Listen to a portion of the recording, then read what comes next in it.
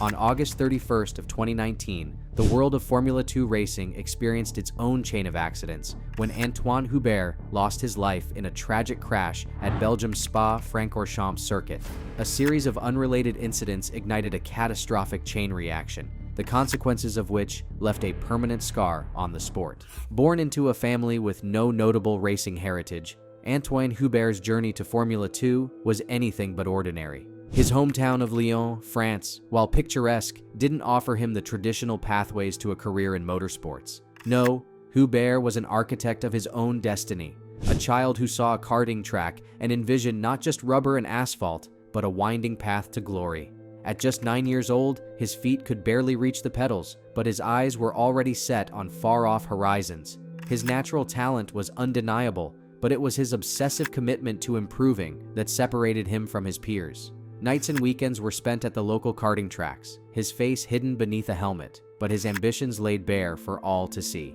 Through sheer hard work and perhaps a sprinkle of fate, he began to rise through the ranks of French karting championships. Each victory was not just a laurel to rest on, but a stepping stone for greater challenges. Transitioning to single-seater cars, he entered the French F4 Championship and immediately left an impression.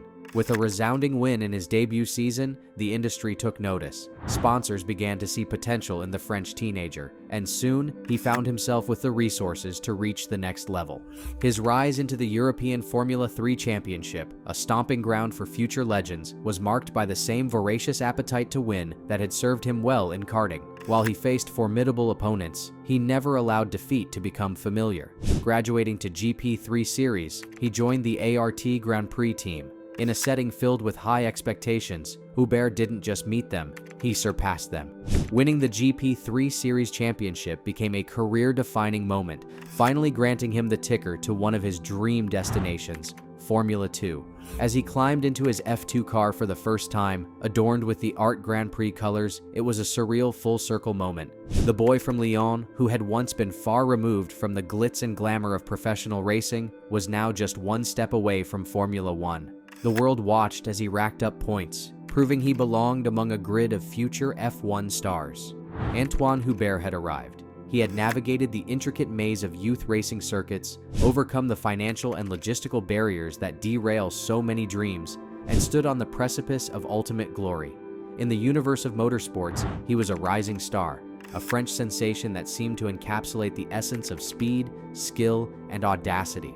As he led the pack into another Formula 2 race, nobody could have anticipated the tragic sequence of events about to unfold, a series of fateful moments that would etch August 31st, 2019, into the records of racing history as a date of unparalleled sorrow. The roar of the engines filled the air, a symphony of horsepower and high-octane fuel. On the famed Spa-Francorchamps circuit in Belgium, 22 Formula 2 drivers were battling it out, each pushing the limits of their machines and skills. It was the second lap, and up until now, the race had been proceeding as expected, but in a heartbeat, everything changed. As the cars navigated through the labyrinthine series of turns, an unrelated incident triggered a yellow flag at turns 12 and 13. This was standard procedure, signaling drivers to slow down and refrain from overtaking. However, the yellow flags were just the precursor to a far more chilling sequence of events. A split-second lapse in control, and Giuliano Alesi's car spun out, hitting the barriers hard. Debris scattered like shrapnel across the track, an unavoidable obstacle course laid out in real time. Two other drivers, Ralph Boschung and Anthoine Hubert, were rapidly approaching the chaos. Forced to make split-second decisions, both veered off the track, entering the runoff area to avoid colliding with Alesi or the debris. But avoidance was not entirely successful. In the rapid sequence of movements, Hubert's car made contact with the rear of Boschung's vehicle. Hubert lost his front wing, setting off a chain reaction that was to result in catastrophic consequences. Traveling at 262 kilometers per h, Hubert's car went out of control, entering a deadly trajectory towards the barrier on the right-hand side of turn 4. The car struck the wall with an unimaginable force of 33.7 G, similar to an extreme collision that far exceeded the limits of human tolerance. The initial collision served only as a prelude to an even more horrifying event. As Hubert's car rebounded from the impact and skidded back onto the track, another driver entered this high-stakes, deadly accident. This part of the race had turned into less of a competition and more of a fight for survival. A storm of unfortunate events had been set in motion, and it was far from over. In this storm, fate would have the final say, sealing the destinies of those involved in a matter of seconds. As Hubert's car skidded back onto the track, American-Ecuadorian driver Juan Manuel Correa was just entering the deadly tableau. Correa had been wrestling with issues of his own. A damaged front wing had already compromised his control. Now he found himself facing an unthinkable obstacle. Hubert's car, now a mass of twisted metal, blocking his path. Time seemed to slow down, each millisecond stretching into an eternity. Despite Correa's desperate attempt to evade, his car collided with Hubert's at a bone-jarring speed of 218 km/h. It was a T-bone type impact, a collision where one car strikes the side of another at a 90-degree angle. The FIA report would later describe the force of the impact as an alarming 81.8 G, a figure so high that it defied comprehension. This wasn't just a car crash, it was a brutal clash of destinies, where physics and fate converged in the most devastating way. The crash reverberated not just through the metal and carbon fiber of the race cars, but through the very core of everyone who witnessed it. It was as if the air itself had been sucked out of the track, leaving behind a vacuum filled only with dread and disbelief. The moments following the crash were equally unsettling. The cars came to a stop on the track, their once sleek and aerodynamic forms now reduced to smoldering heaps of wreckage. Hubert's car had been torn apart, while Correa's car had also suffered extensive damage, especially to its frontal area. And then came the response, swift but painfully slow in the face of such instant devastation. Just 12 seconds after Alessi had first lost control, setting off this catastrophic chain of events, medical and rescue teams were on the scene. But 12 seconds can be an eternity when every moment counts. Time was of the essence, and yet, time had already claimed its toll. In this storm of metal, speed, and human reflexes, the real-life drama unfolding was more intense than any thriller could capture. It wasn't scripted, it wasn't staged, it was tragically, devastatingly real. When the medical and rescue teams reached the twisted remains of the cars, the clock seemed to freeze. The urgency was felt, yet there was a heavy air of resignation. Despite the immediacy of the response, the impact had been too severe, too catastrophic to simply shake off. For Hubert, the end came too soon. Despite every effort, he succumbed to his injuries. It was a profound loss, not just for the racing community, but for everyone who understood the human cost of chasing dreams at breakneck speed. On that fateful day, one life was lost, and many others were changed forever. The impact of this accident rippled through the racing community, each wave representing a life altered or a dream shattered. Correa, on the other hand, faced a different kind of battle, a lengthy rehabilitation program for his severe leg injuries. It was a long, grueling journey, filled with countless surgeries and therapies, each step forward a testament to his indomitable will.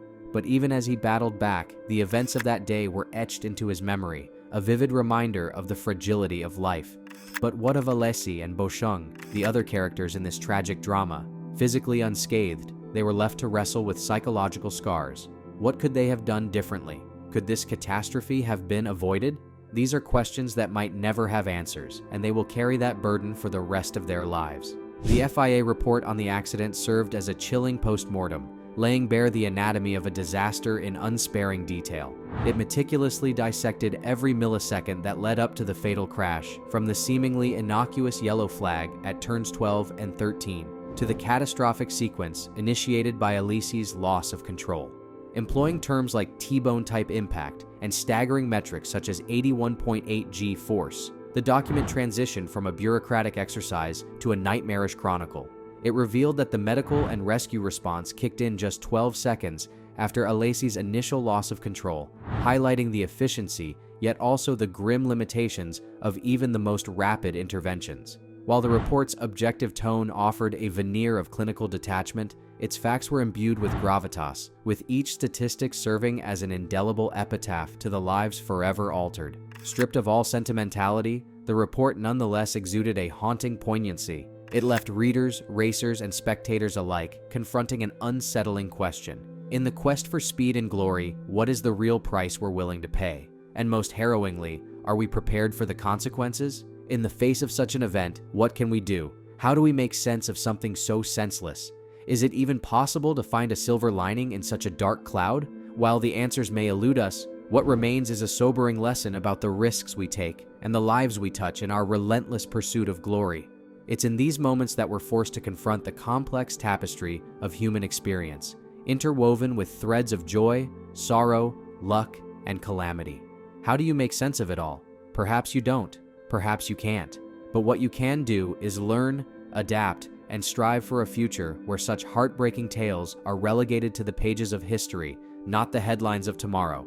Is your heart pounding in your chest, gripped by the story you've just read? Don't let the conversation end here. Share your thoughts, and together, let's honor those whose lives were touched by this devastating event. And don't forget to subscribe to the channel to stay updated of our new stories we're uploading weekly.